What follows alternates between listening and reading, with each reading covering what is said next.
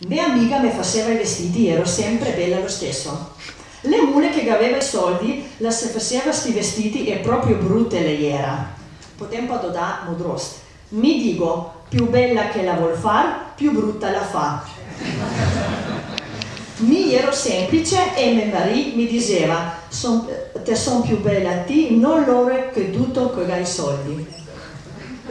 Tako pa še ena taka refleksija iz preteklega življenja in sem jo uspela ujeti tudi z eno staro razglednico, ko v Izoli otročki bosi sedijo na pomolu in gospa je zaključila svojo pripoved z naslednjimi tremi povedmi. Quella volta era tutto poveri, pochi signori era qua Isola, pescatori era sei poveri, le donne lavorava in fabbrica, le aveva i fiori sempre intorno pa le rive, tutti in savate.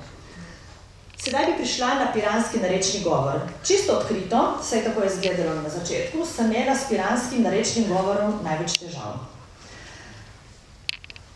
Zadeve sem se lotila zelo natančno, raziskavo opravila s pristnimi piranskimi istrsko-beneškimi govorci, ki so sicer bili zelo relevantni za tisti del, ki obsega narečno besedje, torej tistih mojih 1525 narečnih izrazov, ker pa je piranski narečni govor tako močno niveliziran, sem se odločila, da bom po slovničnem delu posegla pri enem drugem informantu. In sicer raziskavo sem opravila in danes z velikim veseljem lahko povem, da je tudi med nami, z gospodom Marinom Bonifačom, ki v bistvu že od leta 1953 živi v Trstu.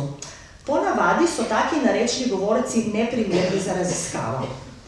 Če se govorec preseli v sorodno jezikovno okolje, je velika verjetnost, še posebej, če se preseli v tako mladih letih, gospod Bonifač je imel 10 ali pa 11 let, ko se je preselil v Trst, torej izselil, če se lahko natančneje izrazim.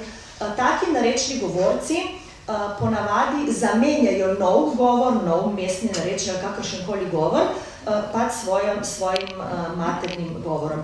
Ker pa je Marino Bonifačo gojil svoj narečni govor v družinskem okolju in je temu posvetil dobršni del svojega življenja, to lahko rečemo, gospod Bonifačo namreč dobesedno živi za svoje raziskave, veliko piše, ukvarja se s priimki, z etimologijo, s piranskim narečnim govorom, z gospod Luzo, ki je danes tudi prisotna, to tudi povem z velikim veseljem, je napisal kar nekaj izdaj slovarja Le Perle del nostro dialetto, torej gospod Marino Bonifačo mi je pomagal ujeti piranski narečni govor izpred 50 let.